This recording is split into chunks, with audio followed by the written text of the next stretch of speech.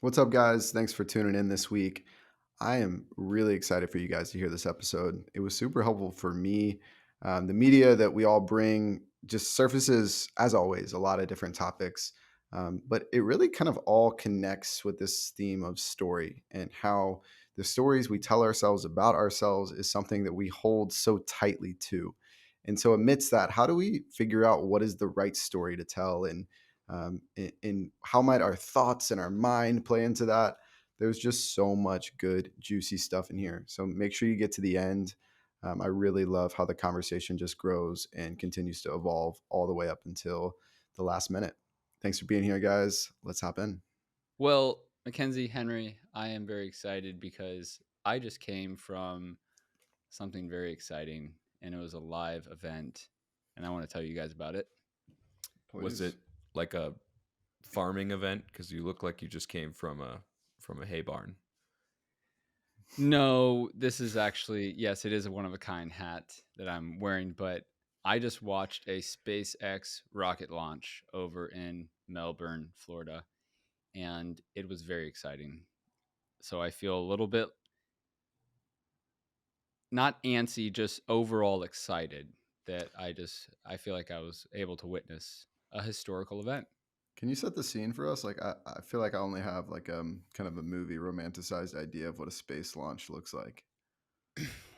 Well, it It wasn't starts out. happening. Elon comes out, kind Hmm. of like stands on the podium and says, "Hey guys, you're about to see a launch," and then you all kind of clap for him, and then he goes off and he Was he hits the there? Oh, he yeah. lights a match, Really? and it goes on the spark, and then the spark kind of goes all the way to the rocket, and then just boom goes. Douche. I Douche. did not see Elon. Um, did not make eye contact with him, but there were rumors that he was in town. Of course, that he's not going to really show face in the public, but we were driving and then knew that the launch was happening right at 10:30, so we pulled into the beach and the visibility wasn't too good, so we were a bit worried.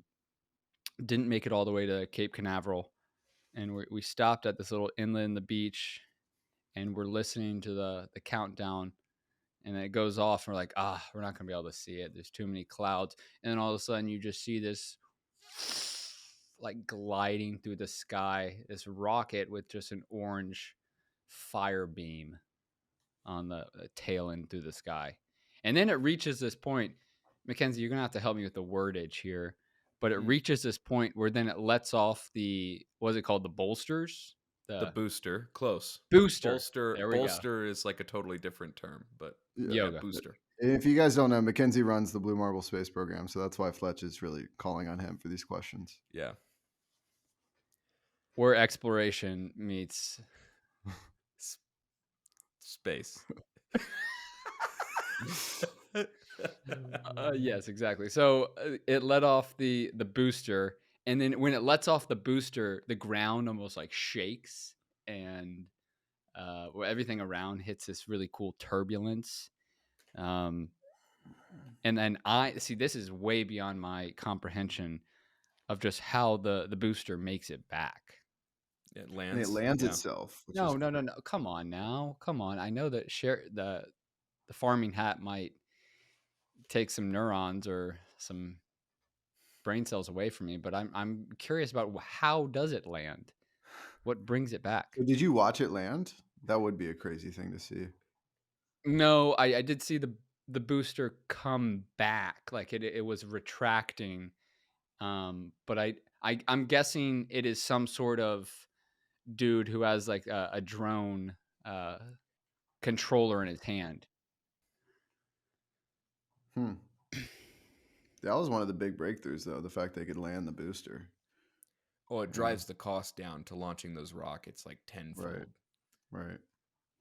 I Hmm. mean, the new Starship that they have coming out, like it's pretty impressive how it lands. Like it'll flip and then like land kind of last minute. It's pretty awesome because they're looking to reuse like the top of the rocket, not just the booster with Starship. Like everything's supposed to be reusable.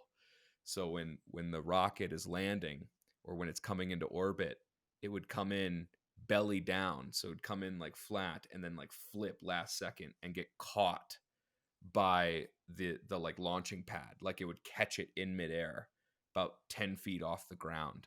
And that's how they're going to like reuse that top bit of the rocket when they get to Starship. It's pretty awesome. Whoa. Fletch, I'm just Absolutely nuts. imagining, have you seen Talladega Nights? You know, like the woman who's in the box and the shake of the NASCAR cars just like really turns her on. This is how I imagine you watching this rocket launch. Oh. Dude, I ended up going to the scene in Austin Powers when, Dr. Evil is escaping planet Earth and goes up in the, what is it, Sal's diner, like that little thing is like, oh, it looks like a giant, and that's what it reminded me of. But to me, I was telling McKenzie this, I think rocket launches is a very uniting thing for us as humans. So that it felt like we're all on the same team for, that 30 seconds. Until we realize that there's a global space race like there hasn't been in the 60s, and Russia's sending nuclear arms up into space. But I know Good what you thing we have mean. Space Force. Yeah. And China's sending more satellites, and it's like hard to even process everything happening in space right now. But I was literally listening to a podcast about that this morning. But that's a whole separate conversation. We got to get this thing rolling. HE, what was that podcast? So anyone else who's listening who might be also interested in space can It also was listen. actually it was the Daily, because it's very relevant news right now. That like just kind of what we've heard about Russia and Russia's space program and kind of what they're trying to do and blowing up U.S. satellites. All I think there's still different theories as to what Russia's plan really is, but also just China's like massive investment in satellite technology, and they're sending stuff up to space like in crazy numbers. And they have created things that can literally like reach out an arm and grab an American satellite and then just drag it to a dead zone so it no longer functions. So Yeah. there's crazy stuff happening in space. Japan landed on the moon. Was it? No, was it India or Japan? I think it was Japan for the first time in the last couple of weeks. So good for them. That's golf clap. That's awesome. All right. Well, in order to launch off in this podcast, we got to jump in. HD, are you ready? Yeah, I'm hopping in. It's gonna be alright. If you can give your community permission, especially with men, it can go a long way. And only from that place of peace can a relationship truly be reconciled. When I saw it first, but if I stop and create a little space, then there's that room for a response. Then I can actually check in with myself.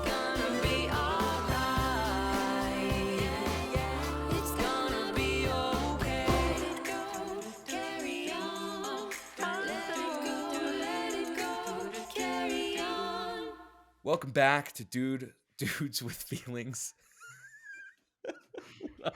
It could be one dude. You may just be the one with feelings today, guys. I don't know what Fletch was doing with his hands there. Let's just play an air Banjo. guitar with a. Thank Welcome you. back I don't with even know. Dudes with Feelings. I'm McKenzie, your host, your guru, everything. I've got all the answers, essentially. And then I'm joined here with HD, the man in the black and white. And then Mr. SpaceX himself, Farmer Fletcher Barnes. Just know, no matter how bright that rocket gets, nothing's getting through to Fletcher's eyes with those glasses on. He's got the straw hat. He's good. Tis true. Well, Mackenzie, how do you really want to kick this off? What's happening in your world? What's happening in, more specifically, in your feelings, and how do we want to really move and groove? Yeah, so I think I would love to see what HG's got today. This is a standard episode we normally do, guys, where we share links of videos or articles that we've come across over the past couple of weeks, and we talk about it and talk about how it applies to men specifically. So HD, what do you got this week? Yeah, this week I'm feeling a little controversial. I've been feeling that more and more lately. But this one got me laughing when I saw it, because I think it brings up a lot of things as it relates to integrated man or the unintegrated man. Um, and I guess I'll just play it. And one thing I'll preface it is I looked for the original video and I couldn't find it. It's actually a reaction video of another video, so pardon the Gotcha. form, but I think the point remains the same. So I we're just going to will react to the reaction. ignore the reaction, focus on what he's reacting to. Okay, great. So meta, bro. So I meta. know. Come on, we're in a metaverse. I'm going to ask you one more question. Fire away, honey. Okay. If you have only one place in your heart for one woman, or you want to have one woman in your heart, I think you said, why don't you just commit to one and choose to be faithful to her? I'm just not wired that way. I spent my whole 20s trying to fix myself. Thought But you're something a was man wrong of with me. self-control. You work out, you do business. Yeah. You can possess your own power and It's just direct it's it just- the way it's you just want to not how direct I it. am. It's not how I am. I've You think that might tried. be a limited mindset? I think it's none of your business, but I don't want you to think I'm triggered by you. I'm not. Okay. I saw somebody say that, and I think that's interesting. I think you're annoying, but I'm not triggered. You know what I'm saying? No, you are. You're annoying in like this goody two-shoes type way, and that's fine. I'm going to live my life on my terms, unapologetically, like truly. So you can ask me this 85 different ways. At the end of the day, I'm going to walk out of here the same man. All right. Thoughts, reactions from y'all, and then I'll share kind of some thoughts from me. I know this brings up a topic that I feel like a lot of men maybe struggle with. 85 different ways. That's one of the things that stuck with me. I think he's not changing. I think he's set in his ways. And I think she was actively triggering him. Yeah, that seemed pretty clear. I mean, it was actually reminding me of the conversations we've been having a lot around the course that we're working on this idea of limiting beliefs, but just how stories play into it. And I felt like it was a really good example for me. Yes, I think the topic's interesting on this like whole monogamy, polygamy thing that seems to be erupting in our culture, but also there's this obvious story he's written about himself, and she confronts it. And it's so clear that her confronting his story and saying, hey, couldn't we at least agree that that's a lie? Like you're telling yourself that, or you're limiting yourself by your story. And immediately like that protective instinct just erupted in him to feel like he needed to protect that story. Well, I feel like he had to defend this idea that he believes that he can only be with one woman. And That he can't be with one woman. Oh, is that what he was saying? That he couldn't be? Yes. They're saying if you feel like you have love in your heart for one woman, why don't you just be faithful to one person? And he basically was saying, I can't be faithful to one person. Like, Oh, I I don't see. know. I Like, see. I'm just not wired that way. I've tried that, honey. I'm not wired that way. Yeah. It froze for a second for me, so I chimed in halfway through the video, which isn't great. But I feel you, bro. but yeah, I think you're right, HD. He really, even though he was like, you're not triggering me, you're not doing these things, you could clearly tell he was getting extremely defensive extremely quickly. You could tell that based off of the language he was using towards her, right? Almost trying to reverse the attack towards her. Yeah. And saying, I'm going to be the same guy. I'm going to be the same guy, and not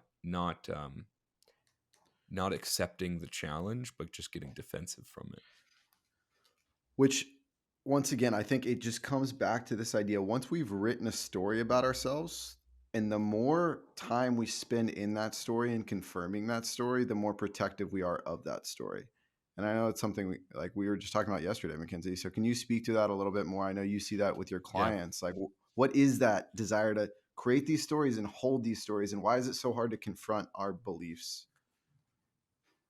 Well, so a couple things. One of which is, how does this story come to be, right? And how does this story come so deeply ingrained into your identity, in which you create so many guardrails in your life and so many conditions in your life that you don't allow yourself to be open anymore to new challenges and new possibilities? Um, this story comes with a decision that we often make from a very young age, right? Something happens to you, we have an experience or a trauma or whatever, and we say, I'm never going to do that. I'm never going to be like that. I'm never going to do that to another person. And that's the start of creating a story around our identity rather than our identity shaping our story. And that's where I think I see a lot of guys kind of like him forget the argument itself of whether monogamy is good or bad, or whether that's something that should be pursued or not. It's the way that he went about defending himself that spoke to that story that you speak of, right? He made a decision at some point that calcified that story into his identity. So if I were to psychoanalyze this, which I'm going to for a hot second, as someone who has gotten his heart broken before, I see that sometimes when we get our heart broken, we're so scared about jumping back into a serious relationship with another one person that whenever that starts to occur or we get close to that, we run. And so we stay on this pattern of on the run behavior and constantly just staying on the surface with people and having convenient relationships that are fueled by a desire to be loved. And we think that's going to fulfill us. Yeah, I think that's a good point, Fletch. And I think he starts to speak to that in the sense of like this sense of freedom. Like his idea of freedom is like, well, I can't be tethered to one woman, right? Whereas there's this other way to look at freedom. There's another story you could write around it, which is, wow, when I fully allow myself to see and be seen by one woman, the potential for freedom within that relationship, for me to be fully myself and fully accepted and fully seen, like that's a whole nother dimension of freedom.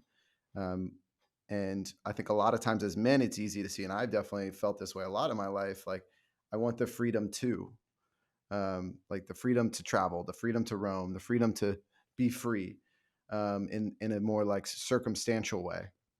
Um, but really, I think a lot of times like there's another level to what freedom can be, and I think he maybe just misses that in this, and maybe they're trying to help him see isn't there something even maybe more beautiful about committing to one woman and doing life with one person to allow yourself to be fully seen in that way. And not even, I mean, maybe I'm trying to make an argument for monogamy, but more importantly, I think is just what is clear is just some insecurity that seemed to be arising when he was confronted. And I think we HD, all this have, idea of go ahead, Fletch. I was going to say, I think we all have those insecurities. I think what's really tough is when the persona or those insecurities are just continued to be shoved down and instead of acknowledged, then I think spreads a certain culture and shows younger men and younger boys what quote unquote cool looks like and what it means to be a successful entrepreneur and have your own business and job, and or a successful CEO lives this, is attached to that certain lifestyle, which it's not true at all. Like you can be like a family man and run a very successful business and design And the life you HD, want. You don't have to. along going back to that point of freedom, I think you mentioned this really important point that I'm going to try to think aloud and get to here, which is when I work with a lot of guys and I'm like, what do you want? Right? They want financial freedom. They want their spouse to understand him or to accept him for who he is or whatever, right? They kind of want these results of their life, and that's their vision of freedom. But what I'm hearing from you is they don't actually want freedom. They want life to conform to their story. That to them is freedom. When really freedom, true essence of freedom and operating from a place of feeling empowered and in control of the direction of your life requires letting go of that story. And that's the hard thing that we don't want to face. We believe we can find freedom within the confines of the story we've told ourselves. And I think what you said there, HD, was like awesome. And I wanted to kind of think aloud on that, because I good. think that's really powerful. Yeah, we actually, freedom is when we're free from that outcome, right? As like, we don't even need the outcome in the way we thought we did. Yeah. That's good. Well, heck yeah. Let's keep it cranking. You guys have any more thoughts on this? Fletch, what do you got? Can you pull mine up? Or I Sure. guess I can. Yeah, you can pull it up. I got one. This is a dude who I follow. He has a really cool story. Speaking of story, this is a dude who is like very knee deep in the health and wellness, but more so in the realm of like personal transformation. Yeah, let's watch the clip and then we can talk about it. But it's a little bit of context to who he is. Do all men want to just date the prettiest woman? I believe the word pretty is very subjective. I think most men have no idea what they want because most men don't even know who they are. And so you will want based off of how you validate your own self. And I think that the more clear you are as a human, the more clear you are as a man, grounded in who you are, it will be so much more value than just the looks. This is what's underneath so many broken relationships now. There are broken people who don't know who they are, looking for other people to fix them instead of learning how to heal within and then attract the equal of your equivalent in flesh form.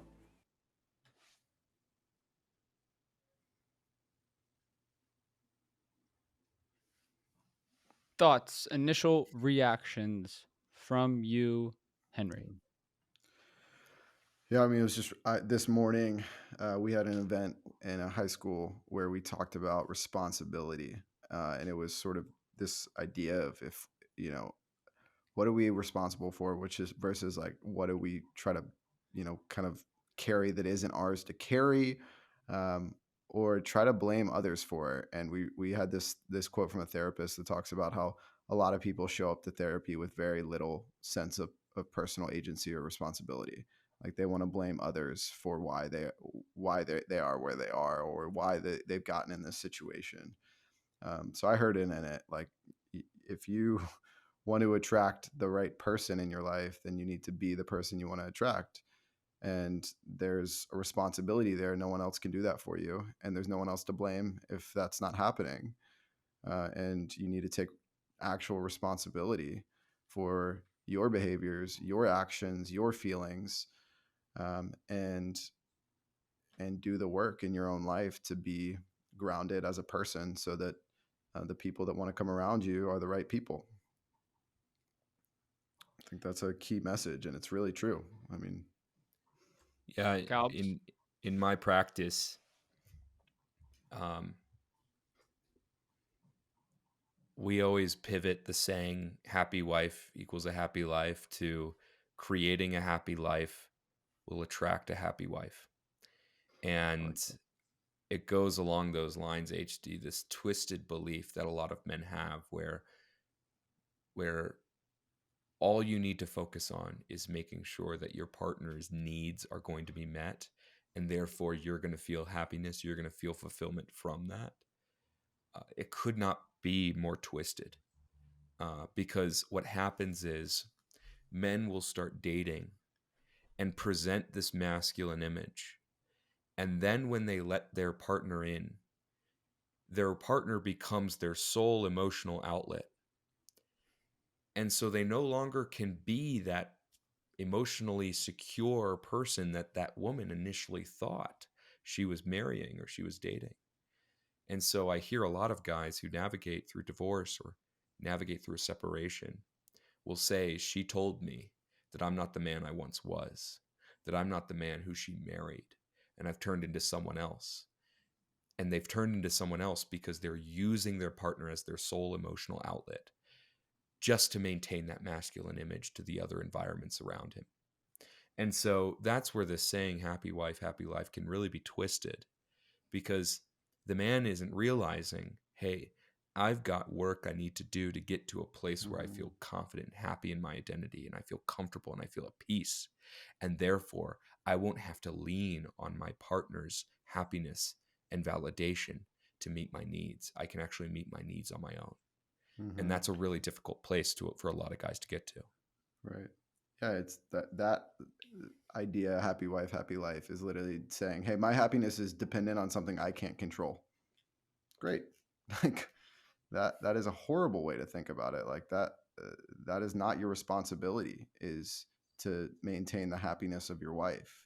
Certainly you contribute to that, but focus on what you control in that, not on whether or not your wife, like there's so much in that me as a husband, which I'm not, but imagining, I don't control in that situation. And I think you're absolutely right. I think that's placing responsibility where it's not ours to carry, and it's super dangerous.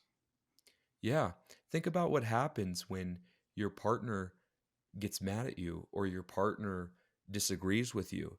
It becomes way, way more important and a bigger deal for you, because you're worried that that emotional security that you're getting through one source is going away, is facing away from you, is saying, hey, I don't like this anymore. And so if you don't have her, who do you have left?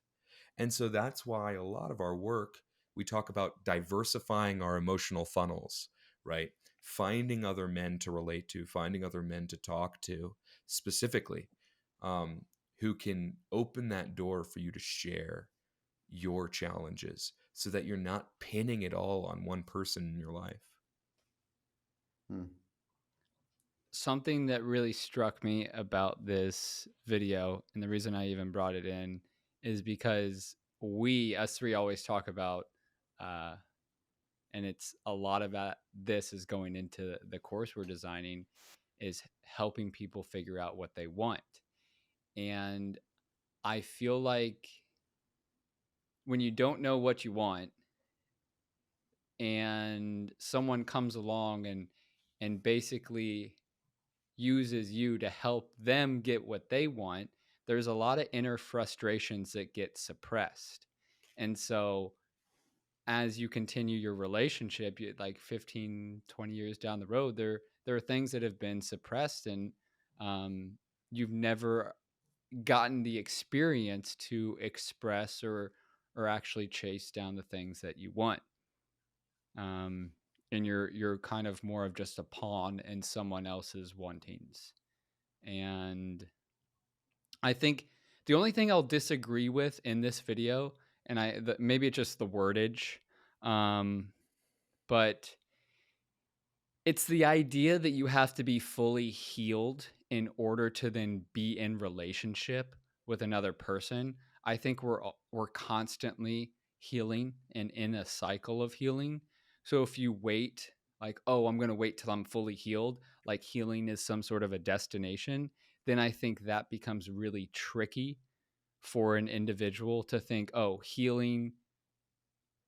being healed is a quote unquote destination. I'm not going to allow myself to be loved by someone until I get there. And I do think it is a balance. But that was the only thing that caught me about this video and made me scratch my head.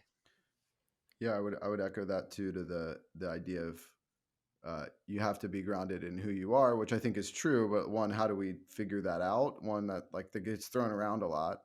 I mean, for me, it's taken like understanding how God sees me, in my experience, to grasp that. But I have to continuously remind myself. I have to keep going back to that. Like you said, the work is never done.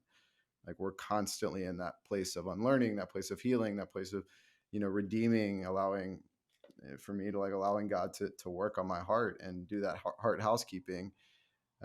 So I completely agree. Like getting out of that destination mindset.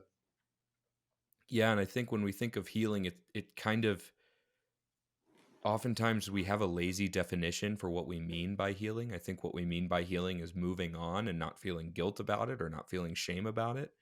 But the question you have to ask yourself is what is healing from this situation, right?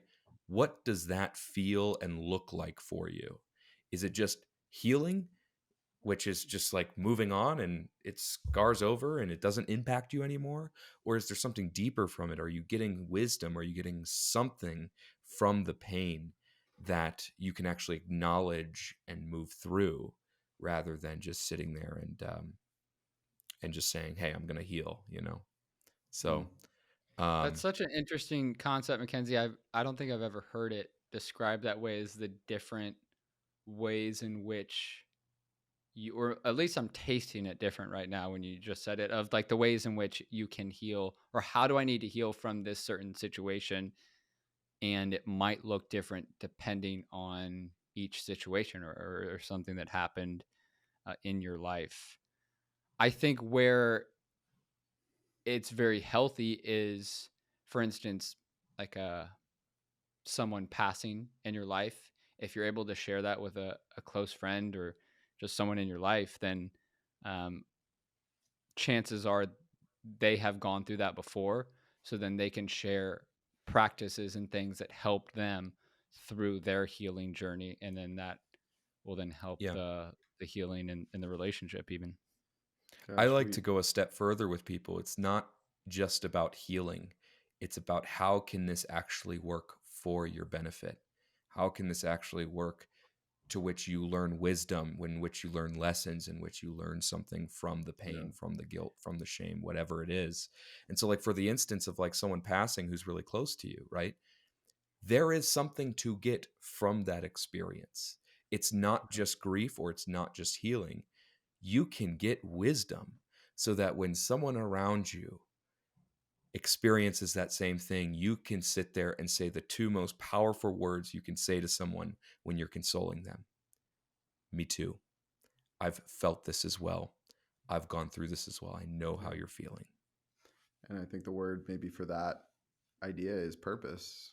Like we end up finding out that all there is purpose to everything we experience, the good, the bad, and it kind of comes back to storytelling. Like what's the story we're going to choose to write about it? And I think there's plenty of examples of people that have written the story to say, hey, this pain isn't going to define me. In fact, it's going to define what I do next, but in a healthy and positive way. And it's actually going to give me more purpose and more meaning in my life, not less. Mm.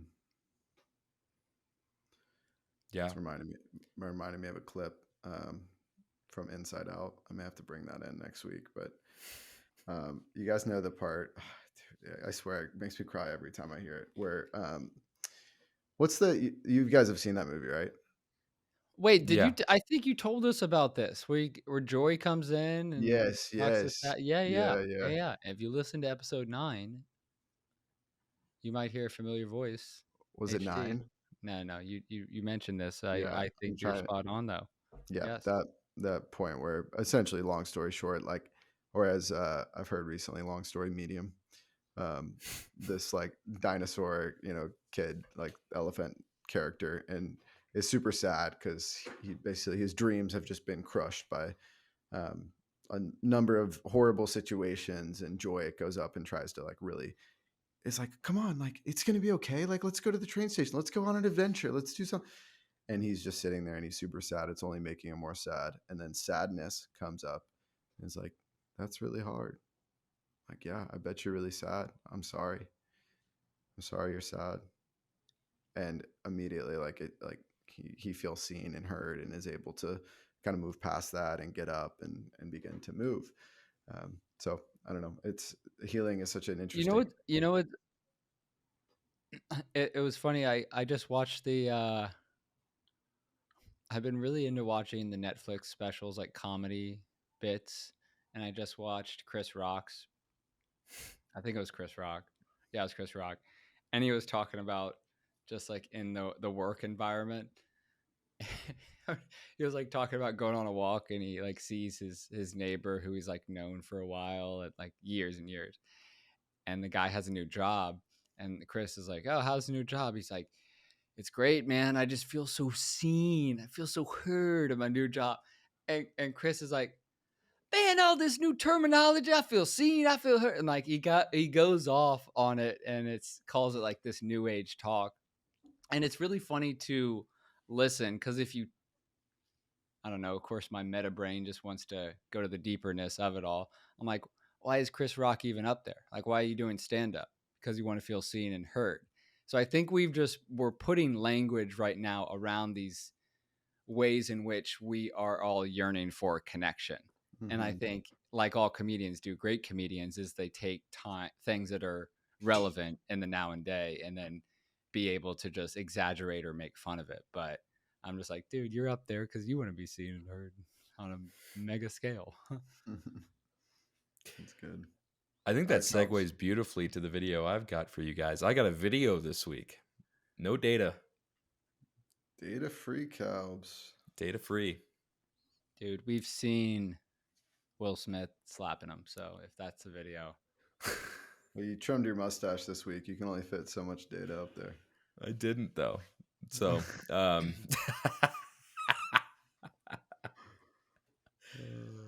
right, we're ready. Give it to us.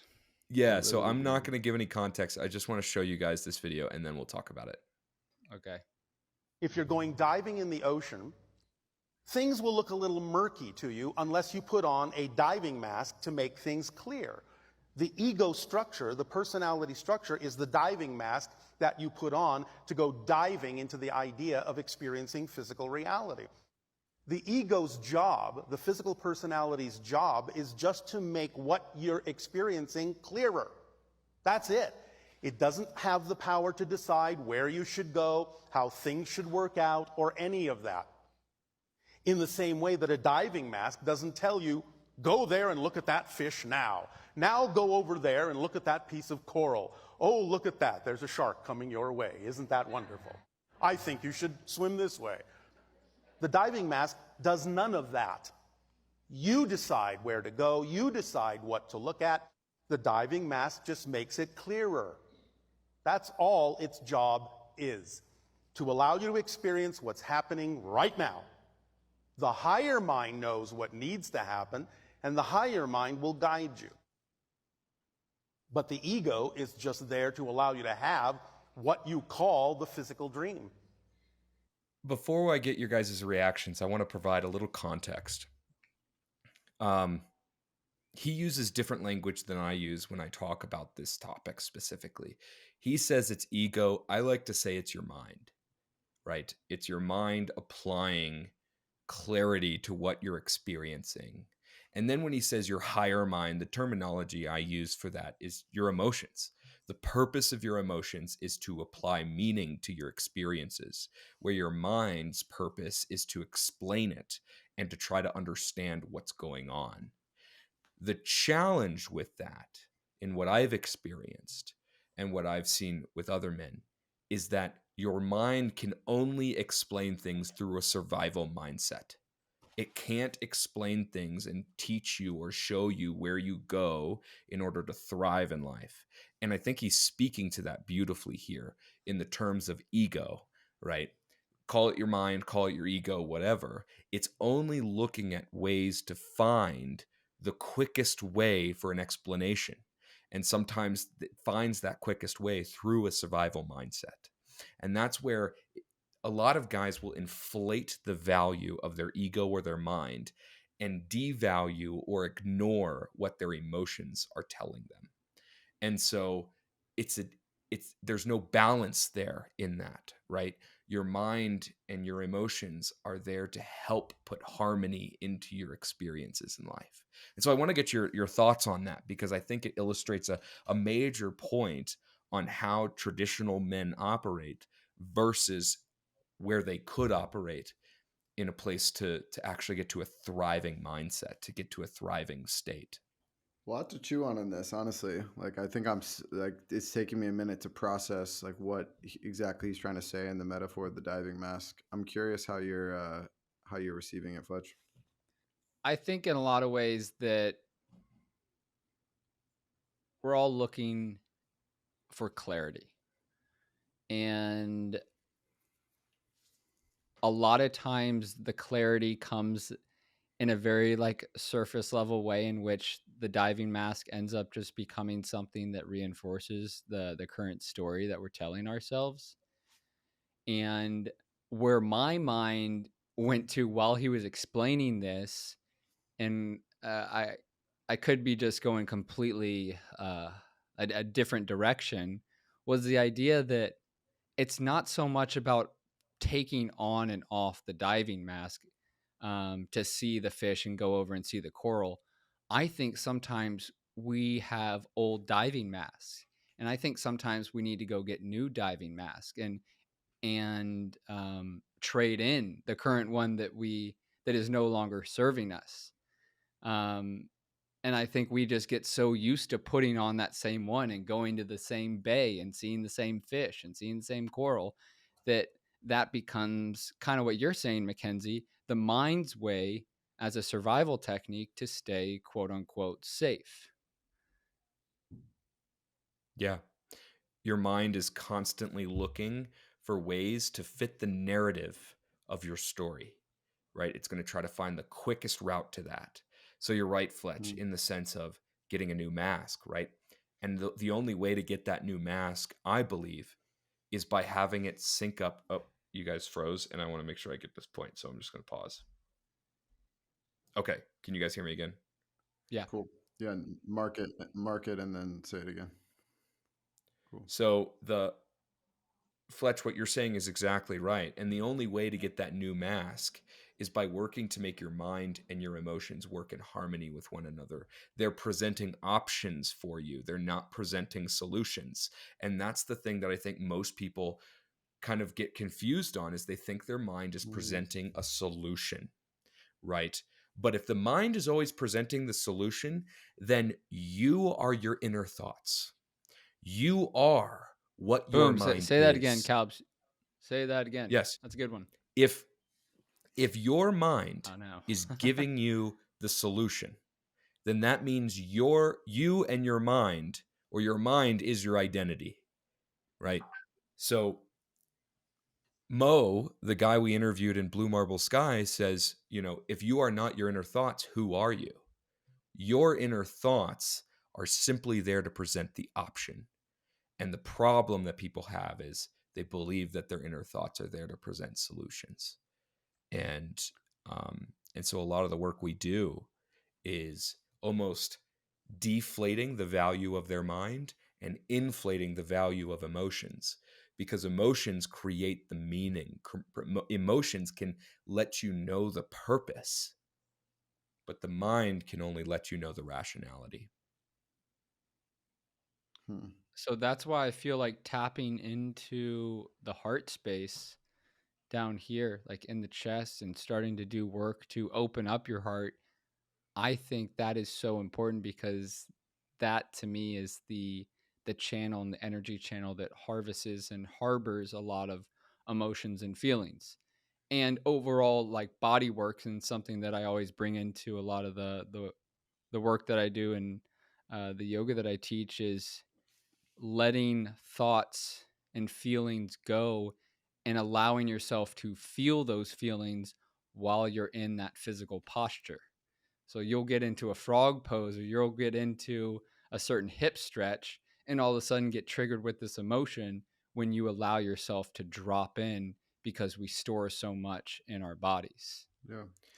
And it's interesting, like I do think we need both, right? Like, because there's a lot of times I think my feelings, if all I did was listen to my feelings and my emotions, I would be led completely astray. I mean, it feels good Exactly. to drink alcohol and to smoke weed and do just, to eat junk food. Like all of that stuff can feel good in the emotions. That's why we need our mind to be like, oh, well, I've seen the data that tells me that eating Doritos is probably not a good thing for me. So despite it feeling good, I'm probably not going to do it. And so, yeah, I think what I'm hearing you say is, well, a lot of men have trended so much towards rationale, fixing, problem solving, mental mind work, that they're disconnected from their emotions. I would imagine, and we spoke on this a little bit, that a lot of women might trend the other direction. Yep. Generalizations, obviously, And so, I think what we're working for is balance. So ultimately we can, find that the way of life that actually is creating a story that is leading us into purpose, into meaning, and into peace. And I think the word harmony, like McKenzie said, it's balance. It's goal. That is goals, right? Is to create that harmony, is to create a communication between the two, so you're not leaning too much one way or another. Yeah. Well, yes, and just quickly to reiterate a point HD was making here, HD, you're right. The problem is men overinflate the mind and what the mind is intending to do, and devalue or deflate what the emotions are trying to do. I think it's partially because we see them sequentially, in the sense that, oh, we feel like emotions happen first, and then our mind is trying to wrap its head around the emotions we're experiencing, and then the only thing left to blame is your emotions, because your emotions are this thing that's solely impacting your mind. Where really what should be happening is they should almost be like the devil and the angel on your shoulders. They should be there to give you a voice, to give you reason, to give you options, but not be the things that lead you to the solution. What leads you to the solution is asking yourself the question, how can this work for me, based off the values that I know are instilled inside of me? That's getting to that higher self and operating in that higher self, Mm. where you're not feeling controlled or enslaved by your emotions or your mind. Mm. Well, guys, in the essence of time, in the essence of the person who's listening to this, what is the takeaway? What is something that we want to leave Well, that person with? I'm curious what's the takeaway from each of us? Just, I mean, so we've talked about so much today. Like, what are you walking away with, and what am I walking away with? I think maybe is a good way to take that. I'll start. Cool. I am not my thoughts. My thoughts are just options. Done. Yeah, I mean, honestly, that I was in a similar vein, and maybe it's because it's the most fresh since we were talking about it. But I think McKenzie's point that we made him say twice is something that really is landing with me, which is like our mind is giving us options all the time for our story and the story that we write. And it's really tempting to pick the first thing, right? But it may not be the right, the best option.